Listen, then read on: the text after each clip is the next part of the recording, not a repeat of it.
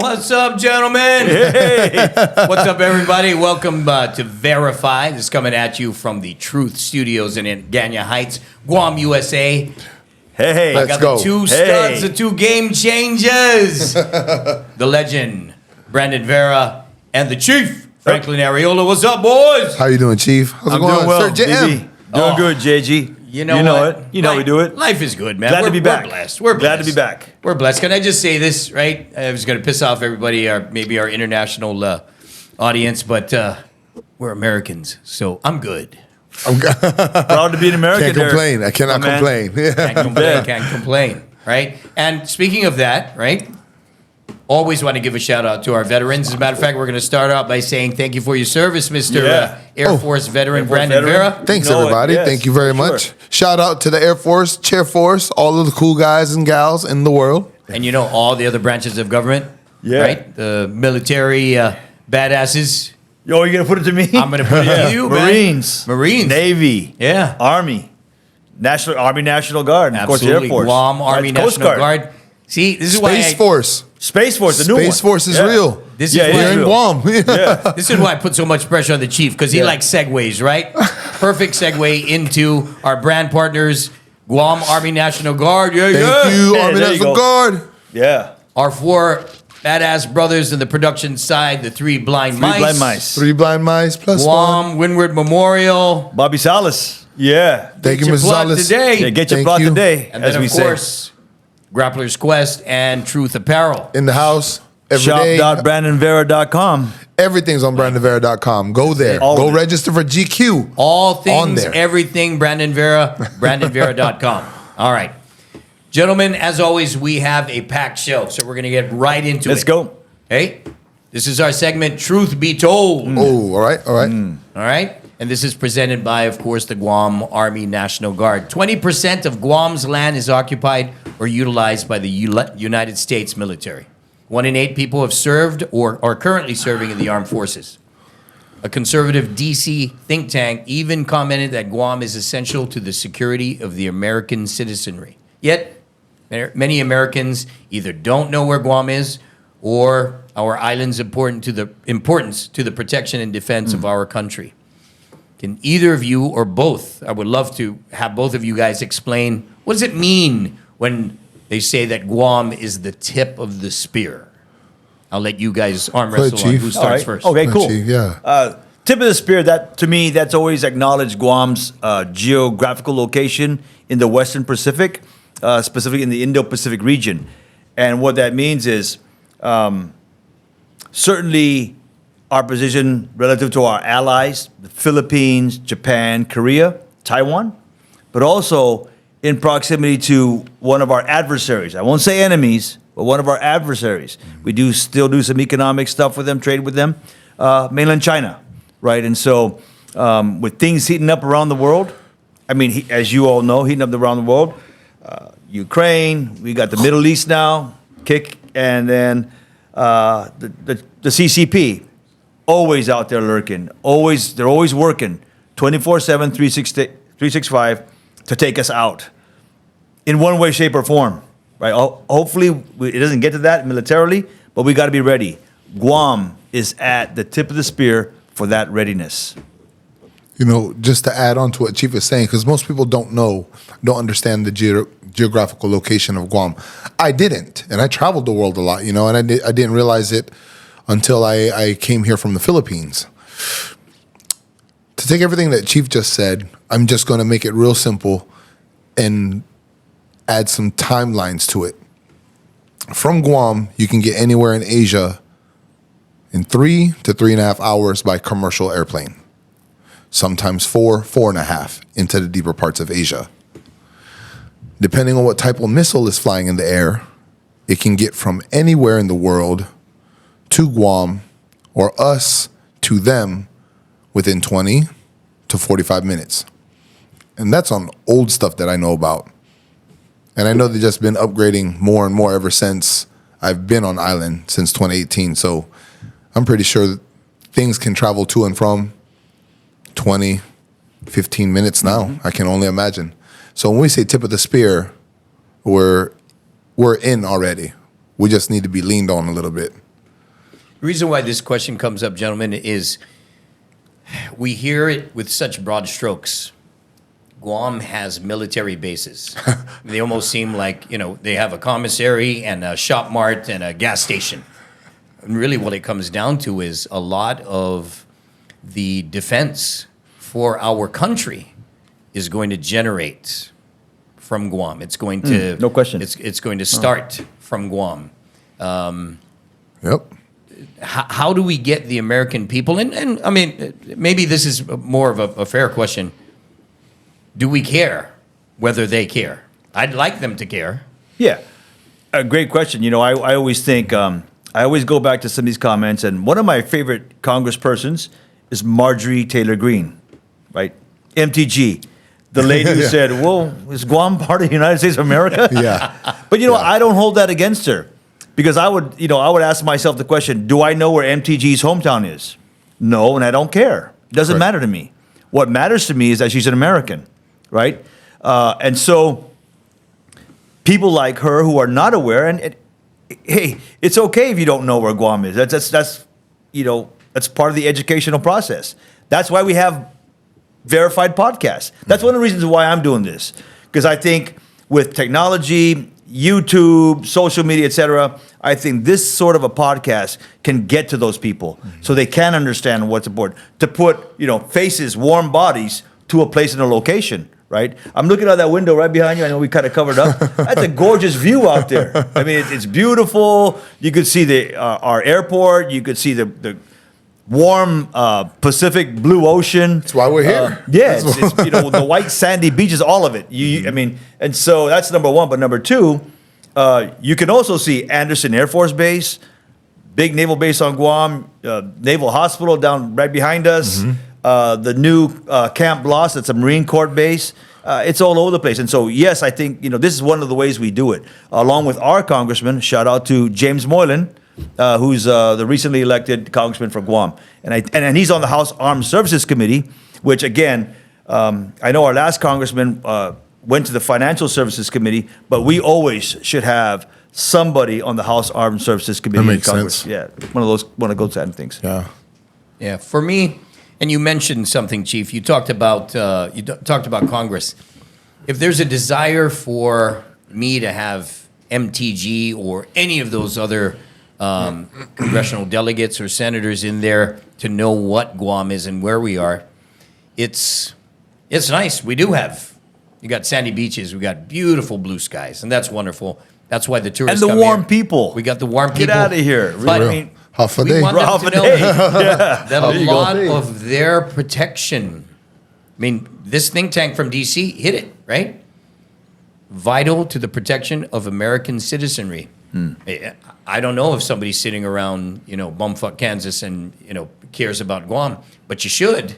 Yeah. Because now when your representative goes in there and Congressman James Moylan, whoever it is fighting for federal funds Yep. Yeah. to assist the island, maybe now they'll take it a little bit more seriously if they know the importance, the role that we play. Yeah, I would imagine, I know, that the members of the House Armed Services Committee, they know Guam, right? It's the others who may or may not know. And everyone's territorial, right? The people, the congresspersons from Iowa and Nebraska, they care about their constituency there. And a lot of those states also have military bases. So everyone's fighting for that DOD pie, right? Yeah, Which yep. is fair, right? But at the same time, we're right here, Guam, the Northern Mariana Islands, our neighbors up north, Saipan, we're right here. And we are also American citizens. We fly our flag with pride. And we support our veterans.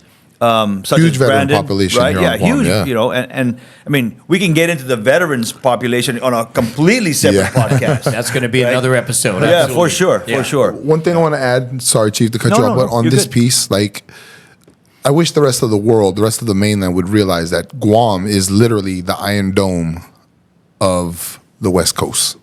It has to come through us first before it gets to Hawaii. THAAD missile systems. Before it gets to California.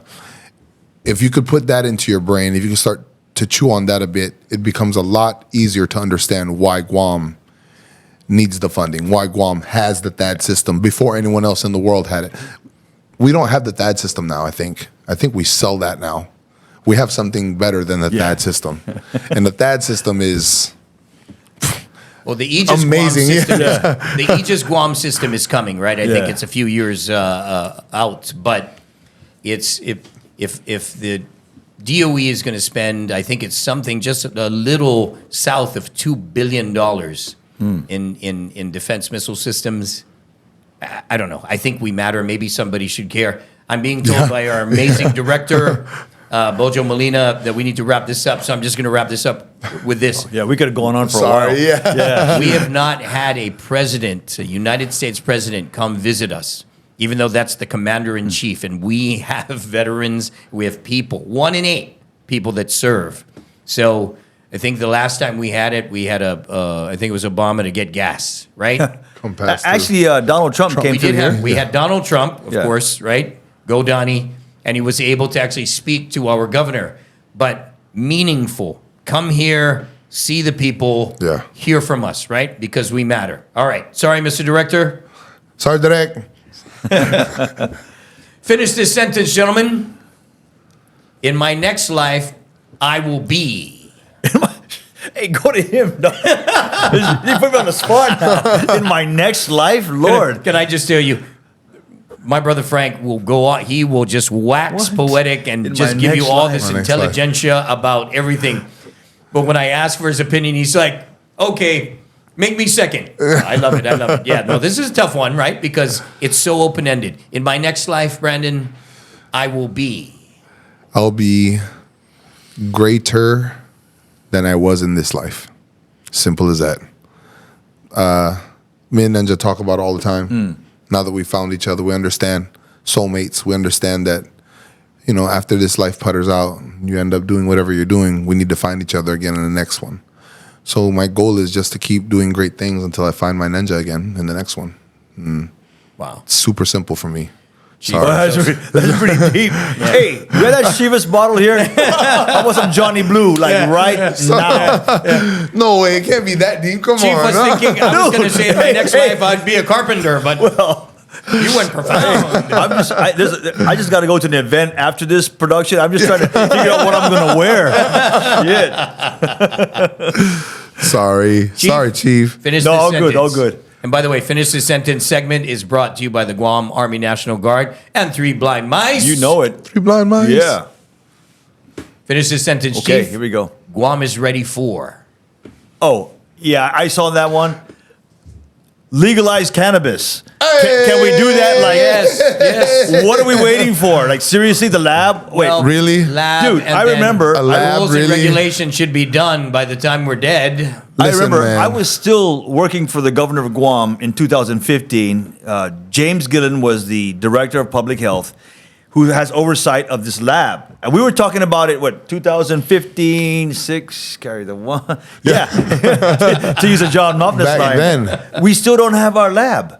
And, you know, and some guys were suggesting, hey, let's do it like Saipan where they don't have a lab and just let it ride, right?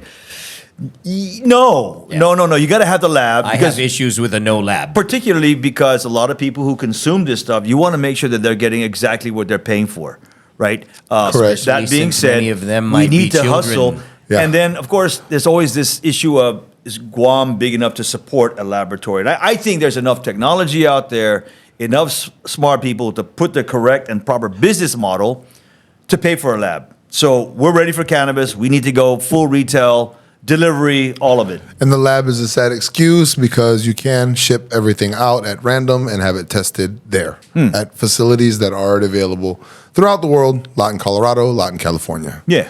So stop playing with everybody's money and excuses, please. Let's And go. I think the lab Legal is cannabis. just, Yeah. you know, to me, it's a microcosm of the bigger problem in government, and there's no sense of urgency, right? We passed the law. Okay, we can sit back. Yeah. Really? How about we make this work? How about this becomes an economic engine? All right, next one. That's B. a good one, yeah. Good point. Finish this sentence. Mixed martial arts is changing for. Mixed martial arts is changing for the better. From better pay, better training techniques, better recovery techniques, better moves, better coaching. It's just evolving into an amazing mainstream sport. And the best part about it is it's becoming, I want to say sectionalized, because you can break down MMA into so many different facets, but children can compete in different sports of it without taking injuries to the head or to the body in severe manners, that they can do this as a lifelong sport. They can start at 3 years old and they're turning pro by the time they're 18, you know? So it's changing the world for, I think, into and for a better place. Can I make a note here? You know, a good buddy of Brandon's is Frank the Crank Camacho, local boy, Saipan, Guam. Mr. Huffaday! Yeah, you know, I just have to say this because I was Crank. so I love impressed. Crank. I was so impressed. You know, social media, him and his wife, they do their thing with the kids. I was so impressed that he's taken the MMA jiu-jitsu thing, universe, to one of our lowest, one of our neighborhoods where Zero down. Yeah, zero down, where they really, those kids there, poverty level, et cetera, and he's taking it there. And I think that's such a great thing. I've always believed that. I always believed that you get kids into any kind of sport, right? And it's like soccer and rugby. I use soccer as an example. You need a ball and maybe some shoes, and you're playing soccer. Yeah. Wonderful. Rugby, same thing. Ball, shoes, you're playing rugby. Jiu-jitsu, Jits- you either have a gi or no gi, Yeah. and you just go wrestle and roll Shorts on the and ground. a shirt, maybe. Get on the mat and get going, right? So, And if you don't have mats, old school, yeah, roll on the carpet go to the carpet. or on the dirt. Yeah, so I wanted to give a shout out to him because our tiny island of Guam, those are the kind of things that really helps our kids. And that model can be taken to New York City, Yep. Yes. Queens, Brooklyn. Yeah. It can be taken to Sacramento. It can be taken to Seattle. And I'm sure they're doing that. But just locally, I just wanted to just kind of And give it's at that. the Zero Down. Yeah. Shout out to the Cranks, Frank the Yeah. Crank Camacho. Thank you for doing the Zero Down You bet. program. And man, Crank, Mr. Huffaday, you are the man, Crank. You are the man. Mr. Hoffaday. Mr. Huffaday. And Chief, I like the point that you made, right? What is he providing them, right? He's providing them opportunity. Sometimes that's all these kids need. Yeah. They're sitting around and they're probably trying to figure out, wow, my lot in life, You said is- it. is this it? Besides just the opportunity and the lot in life, but life lessons, right? Martial arts, combats, and contests like that, competition, that brings out the best in people, right? And you learn, especially with a guy like Crank, who's a smart guy, right? He's been around. He would teach them. And you could see it on social media. Yeah. We always tell them to say, good morning, good afternoon, yes, sir, Yes, sir, no, sir, yes, yes, ma'am, ma'am. et cetera, et cetera. I saw that the other day. I said, this is fantastic, right? Good. It's Super good for our good. community. Excellent for our community. Yes, sir. Okay. Last to finish this sentence, and I'm being told by Bojo, who's yeah. pulled out his whip. Sorry, right? Direct. Sorry, Direct. We have a few minutes. All right. But I know we can go on for days, guys. Sure can. All right. Too easy. The subpoenas by the House Oversight Committee of Hunter and James Biden and the Biden Business Associate Rob Walker will result in. Okay, Mr. Producer, Director, we need another 37,000 minutes on this one. Thank you very much. The last part, yeah, I saw The subpoenas will result in. Are we confident, Frank, that the truth will come out? I am confident that yes, the truth will come out, and I'm confident that Congressman Comer, Jamie Comer, Jim Jordan, those two, and the oversight guy is it That Getz guy? Smith, I think. No. Those three guys have the oversight of those various committees that are looking into this thing. That being said, and Comer's running the first round of subpoenas. It's like a 360 kind of a dragnet. They're going about it very, very methodically because clearly this is nothing you joke around with, right? We're in the process of accusing a president of the United States of corrupt acts, right? I think the evidence is there, but in order to make a compelling argument, not just to the legal system and Congress, but to the people of the United States of America, because a lot of that information, starting with the 2020 election, was suppressed by informational technology companies, social media, Google, Facebook, And the government. all of them, in conjunction with some players in the United States government, which is sad. I mean, that is sad. Yeah. People were not exposed to the right information they needed to have to They weren't make a firm exposed to decision. the truth. They weren't exposed to the exactly, truth. to the truth. Thank you. And so, as a result, I think the truth will ultimately reveal itself.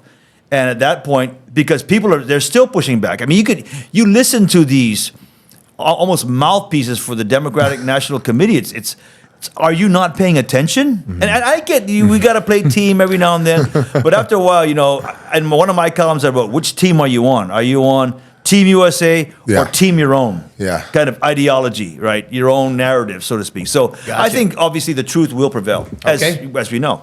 You're watching VERAfied, and you're listening to it wherever you're listening to it. Might be TuneIn, might be iHeartRadio, but wherever it is, you've got Brendan Vera, you got Frank Arriola, you got John Mafnas. We're going to take a quick ad break. Do want to give a shout out to our sponsors and brand partners: Guam Army National Guard, 3 Blind Mice, Guam Windward Memorial, Grapplers Quest, Truth Apparel. This is where you get the truth. This is where you get verified. See you in a little bit. Yep.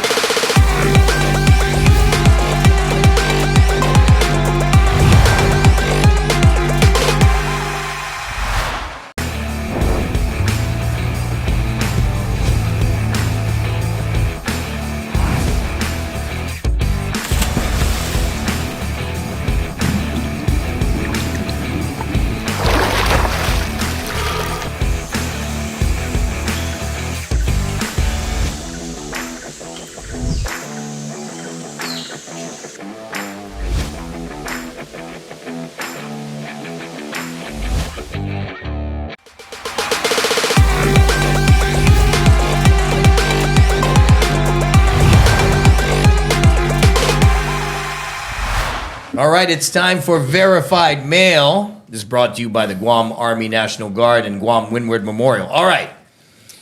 Question coming in from MMA Freakazoid. Okay. Okay. Ooh. Brandon, was there any fighter in the UFC or one championship who just scared the crap out of you? If so, can you tell us who it is? Man, Shogun Hua was the one who scared me the most. I trained and I was in the best shape of my career, I think, during Shogun because I was scared that Shogun was going to stomp my head through the ring. Like, when I first started watching Shogun scrap, Shogun was in Pride, and he was holding the top rope or the second to top rope, pulling his hands up for the downward pressure while he's stomping his foot through his opponent's head into the mat. And I just kept playing that over and over and over and over all the time. Which is funny, B, because he revered you. I mean, I watched. He had so much respect for you, man. Man, we were crying in the back when we saw each other after the scrap. We went to the back. We started laughing. We started crying. We were hugging. And he was like, "You mother trucker. I didn't know you were like that." And I was like, "I'm scared of you, man. I had to go. I had to give you everything. We had to find out for real if I was going to knock you out or you going to put me to sleep in the floor, in the mat." And it was just a great scrap, man. My sister even came to the ring, I think. I was crying with my sister there. We were hugging. It was just a good time, man. Like, I put everything and all of it in. And for somebody like Shogun to say that to me, Yeah, and to come to the back and hug me and tell me he didn't know I was like that, man. The only thing I could have did better was win. But, man, it was an amazing experience. And I remember the exact moment he hit me, and my mouthpiece kind of flipped around in my mouth. He hit me in a really good spot. It was like the exact spot, popped out and was kind of hanging in my mouth, keeping my mouth open. And I remember as soon I reached my fingers in, and as soon as I reached my fingers in, he punched me in the face. And right before the punch came, I was thinking, that's experience. Back. Started hitting it. I was like, oh man, that's experience. Back. I was thinking I should have circled out 2 more steps before I touched my mouthpiece. But man, it was a good scrap. I enjoyed it, man. It was beautiful. Shogun is scary. Thanks. MMA Freakazoid, I hope that answers that was your a good question. All right. Yeah. This one comes from Big Pig 808. Okay, that's Hawaii. So Hawaii. Big pig, huh? Maybe that person eats Kalua I don't know, pig. Kalua pig, right? Yeah, sure, why not? Kalua pig. Brandon, what is it like being an action movie star, and which career do you prefer? We're assuming they're talking about an MMA superstar or a movie star. So I enjoy both. I want to say exactly the same. I'm falling in love with acting more. I enjoy, before I just used to read the scripts just to remember my lines. Now I'm reading scripts for the story and to find out what part I play in that story and how I can help tell it better. So I'm learning. For me, it's like the process of MMA. My favorite parts are the action scenes. Those are very easy for me. And when I say very easy, it's because I don't mind drilling that scene 1,000 times before the director even says go once. So that part's easy. Hard part is when I have to spit words out while I'm doing action. That's really hard for me, and that's where I start to get nervous. That part for me is like right before I walk out to the curtain. But the reps are awesome. Drilling is the same. My coaches, like my Tagalog coach, my acting coach, my enunciation coach, all awesome. I'm learning every day. It's literally like being MMA, but in a controlled environment. Which one do I enjoy more? I don't think there will ever be anything the same. Even if I was to reach the pinnacle that The Rock is at, and he was the highest paid, most known action star, it's still not the same as when you take something from somebody standing across from you that thought they could beat you in front of billions of people in the world live. There's no replacing that, I think, ever. And on the flip side, I don't think you can be humbled more than if you're on the other side of the coin. We're the one taking the ass whooping in front of billions of people, and you got to go home and say hi to everybody. So I think there's nothing more giving or humbling than that. But acting comes as a close second. This is why we're verified, guys, right? You're going to get the truth all the time. That was a beautiful answer. Thanks, Kahlua Pig. Can I just say... Thanks, Sir JM. I got to say, is there anything in the budget for us to get enunciation coaches? Yeah. I'm just looking at him saying... Look in the mirror and just practice yourself, right? Just practice. Well, it man, works. let me talk about that real quick, because I have a Tagalog coach who has to explain words to me. And then when I'm on set, my Tagalog is Tagabukid, which means from the country, which makes sense because my family is from the country in the Philippines. Tagkawayan, shout out. And in the U.S., I'm from the South, which is country as hell. So my accent's just country in all the languages I speak. So I have an enunciation coach that says, no, say it again, but say it this way. Say it this way. Nice. No. Very nice. Enunciate on this word, on this letter. Oh, yes, sir. Yes, sir. Yes, sir. So thanks, coach. All of them. Very cool. Very cool. All right. Gentlemen, it's time for Truth or BS, presented by the Guam Army National Guard and Truth Apparel. All right. We'll start with you, Chief. I'm going to give you a statement, as you know, and you're going to say, that's the truth, or that's boop, boop, right? That's BS. Only he could do that. Make that kind of noise. All right. Cryptocurrency and digital currencies will replace physical money in the next 10 years. And you pick on me, I know almost nothing about that, and I know he's the crypto king amongst us. Do it, Chief. Do it, Chief. No, I'll just pass it to him. I'm just gonna, tap the, I like how B is licking his chops here. yeah, He's going, a tap assist. okay. Just a tap assist over there. All right, tap assist. I like it. So I won't say that it's going to. I know they want to replace cash for crypto. I do think crypto is the future. In 10 years, there'll be. In 10 years, Are we going to start saying, here's my phone, or here's my chip in my hand? There's no more coins. There's no more greenbacks. yeah, yes, I've seen it. You would think so with technology, right? It's already in China. Yeah. It's been there for like 10 years now. Yeah, it's been there for 10 years. Indonesia, Philippines is using it. It's already there. It's in Asia everywhere. India, I think, is the biggest user of crypto payments right now. And each country in this region of the world has like their own Gcash, their own Apple Pay, their own style of phone payment, so that it's already there. The only thing that's different would be the financial backing on it. Instead of it being dollars or yuan, rubles, whatever, it would just be the CBDC or Bitcoin or XRP or whatever they decide to shift to. It's already happening. People already, it's just this now. Yeah. They're just I paying think like Guam is this. going to be behind that curve because I can't even get my I hope. auntie to pay bills online, even though I Yeah. set it up, right? She still wants to Listen. stand in a line. Yes. With 7 people, Yes. but she needs to see With that their stamp with their receipt check, bill yeah. with the check. Okay, stamp it, baby. That's real. Yeah, no, it is. Listen, real. that's Yeah. so Guam probably won't be part of the CBDC We'll carve it system out. So I think he for a says long true, time. except BS for Guam. For Guam, that's real. I forgot. Man, people wait in line with checkbooks Oh yeah. to write it out. Yeah. Oh yeah. That's right, Guam. Yeah, you know, All right, Guam. But I think it's Holdouts. also it's social setting. It's that right? security, though. You know? People don't. If you can't touch it or feel it, it's kind of what, Yeah. right? Yes, sir. Especially For many on Guam. people. For many people. Yeah. Okay. See, And generational too.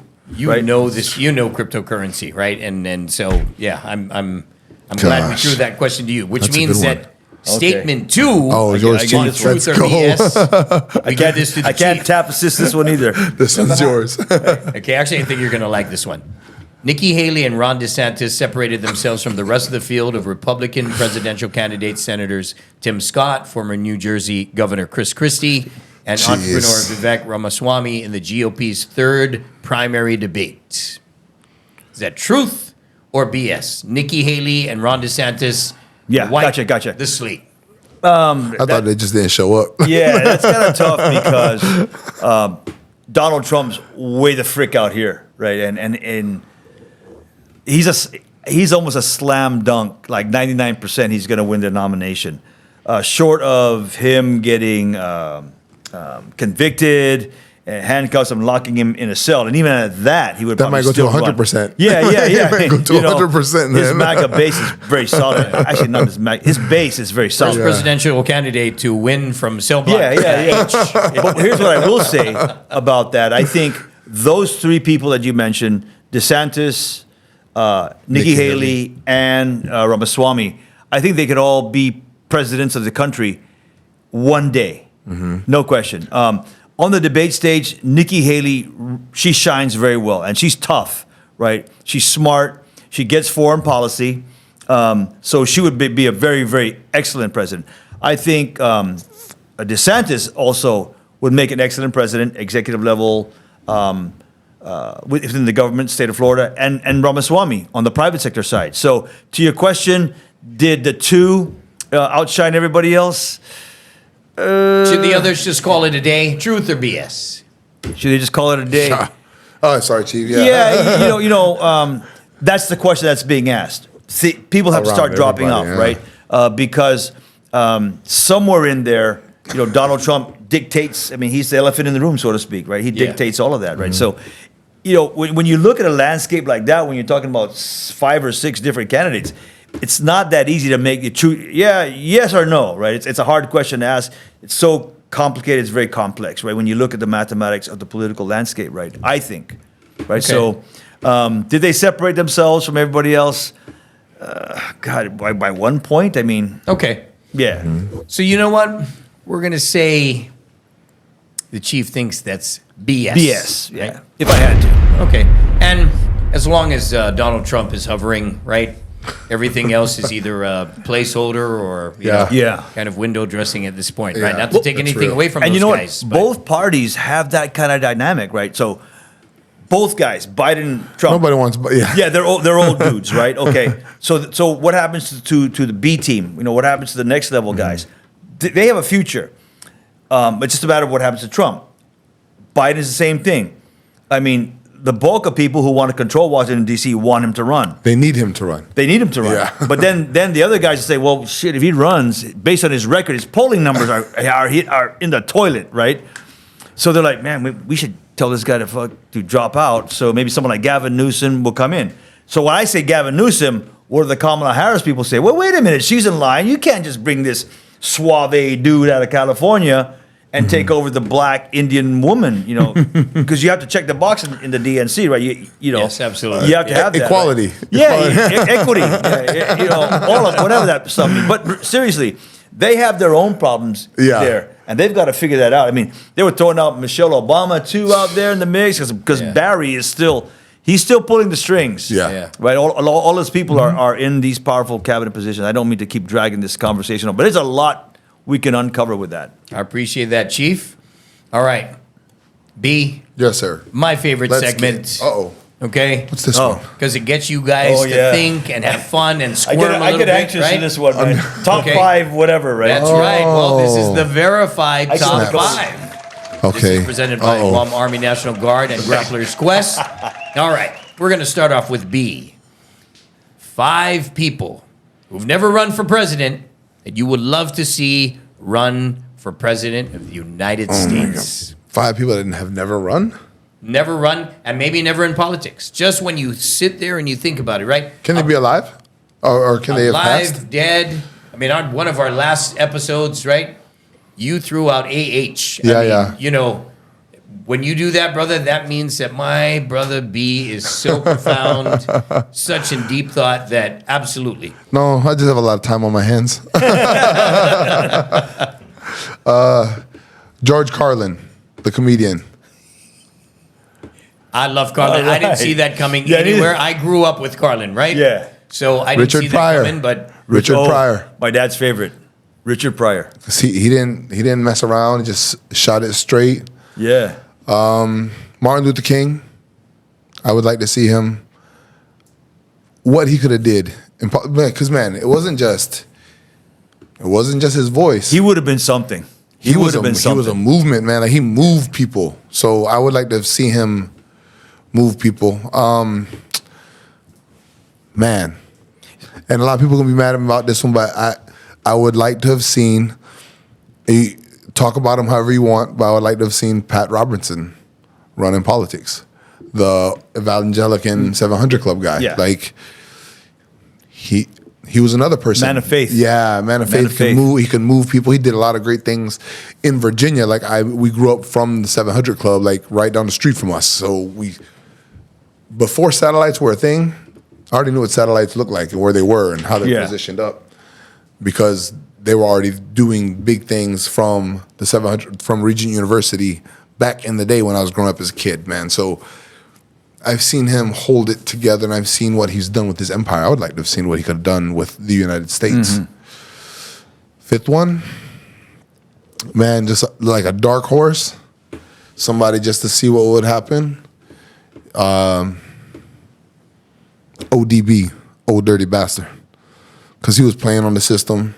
He was making money and had his food stamps card, so he knew the ins and outs of both worlds.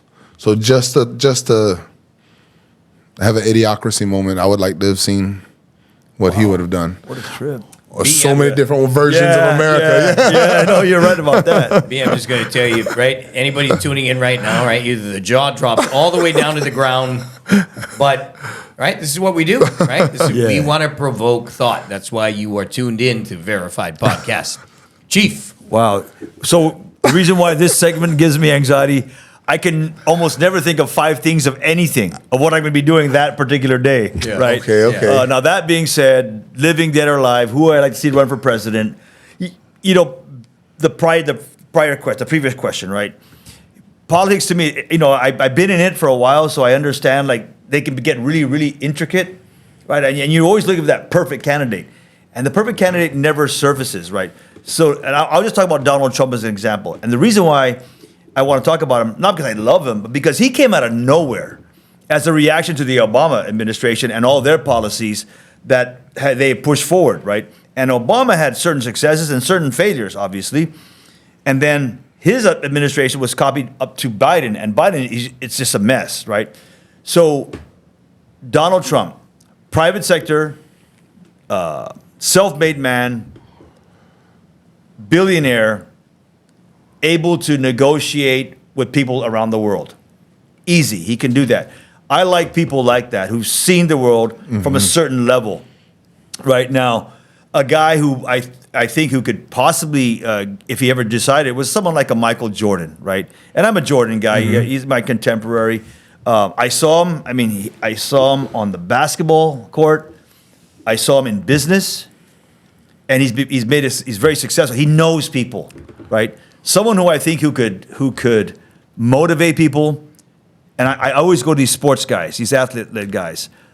Kobe Bryant, right? That I was so wanted to see what his post-basketball career was going to give us. And that's why I was devastated when he passed away. Yeah. Right? I was devastated because I thought this guy, I liked him. He just had that braggadocio. He just had that thing about him, right? Michael is a little bit, on the court he was a killer. On business, a little bit more quiet. You know that Kobe was going to say more stuff, right? And I think people would have said, "Hey, Kobe, man, dude, I think you can do this." Yeah. Right. And so watch out for LeBron James. I think LeBron James, he's a little bit more bodacious like that. I want to run for something. Yeah, Right. that makes sense. Hey, Barack Obama can do it. I can do it. I see him as that kind of a guy.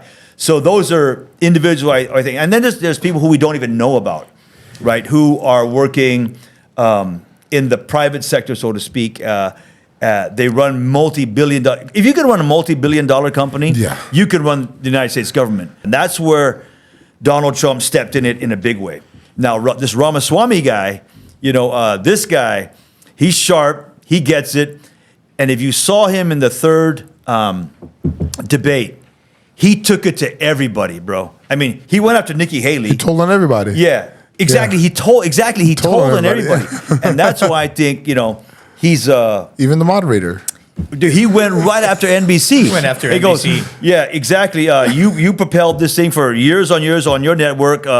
Was it or was it not HRC paid program? Go. I mean, that's the kind of panache that a leader for the United States of America needs. You don't need a guy who's hiding behind his sunglasses and in a basement. I mean, for the American people to be fooled like that, okay, it makes me question, our country and our voting population. But I know I'm going around the corner, but this thing that gets me going because we need to bring up a leader who's going to take us to our highest heights and not always compromise in our race to the bottom. Because it seems like everything that we do is always trying to appease and be nice and be friendly, as opposed to let's be Americans. Let's shoot for the top. Let's compete.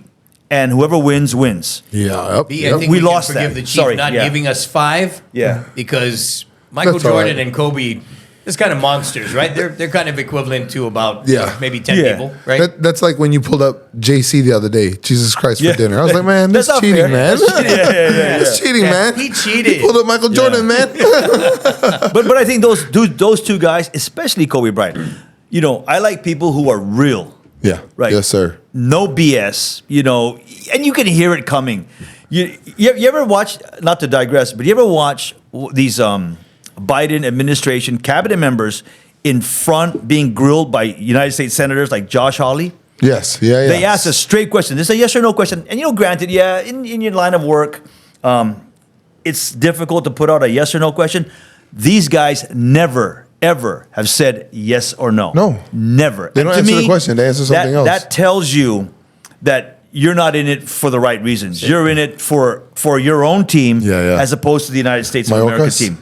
Those Mayorkas. dancers that Mayorkas? mastered Mayorkas, the, That guy's horrible. He's a mess. the congressional two-step, Anyway, They just I'm very dance it around. opinionated because I see it, right? You can just see it. I got you. Gentlemen, this is such a great show. It moves so quickly. We're at our very last Oh, no. segment. Oh, Oh, dude. no. Okay. We're wrapping Fast this already, up. huh? Yeah. All right. For everybody just tuning in, you found VERAfied with Brandon Vera, Frank Arriola, and yours truly, John Mafnas. Okay. It's a holiday season, man, right? I don't know if you guys have Yeah. done your Christmas shopping, if you're finished, if you're going to start the day before, right? Christmas Eve, honey, let's go. We're going to spend $1 gazillion. Here's the gift we're going to give the people right now. Okay. We need a truism from each of you. Okay? Let's call it 1 minute each. And the subject is reversing America's I don't want to work, just give me a paycheck mentality. Whoa. while our gentlemen are thinking about this, I just want to thank our sponsors, Guam Army National Guard, 3 Blind Mice, Guam Windward Memorial, Grapplers Quest, and Truth Apparel. Jeez. How to reverse. Right now, when you hear the leaders, it's real. You have people talking about, universal health care. I'm never going to fight you. How to get it done, I don't think anybody has the perfect plan. No. But when I start to hear from leaders about universal income, can you just take that microphone and hit me right in the temple as hard as you could? Because what we're basically saying is, don't worry about it. Even if you are absolutely able-bodied, you are sound of mind, go ahead. Just give us a reason and sit back. I believe in social programs, but at the same time, if you're on welfare because you had a rough time of it in the last few years, we get it. Yeah. We're going to lift you up.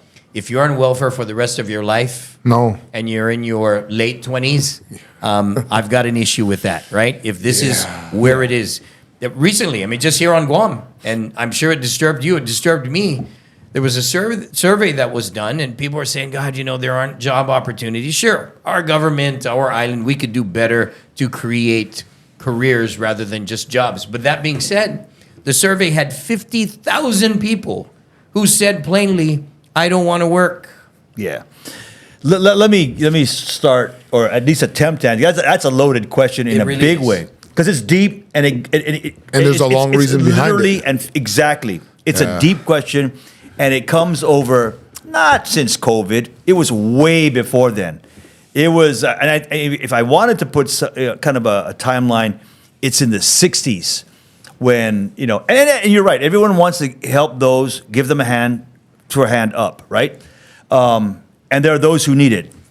But what happened was when they saw the reaction to those people who needed that help, and it kind of bled into that little circle got bigger and bigger, right? When they saw that, it's kind of like when you see you're selling like a drug, and these guys are like, oh, that shit was good, give me some more. That's exactly what happened. And then those people in power decided, all right, I think we got these people. And all they did was, they just added and added and added more and more and more. And let's use the pandemic as an example. When that happened, the pharmaceutical companies jumped on that like flies on shit. And I hate to talk like that, but that's exactly what they did. And then the government people thought, oh man, yeah, we can shut these people down and you have no say, right? And they felt that power. And government people, particularly in the big cities, they liked that.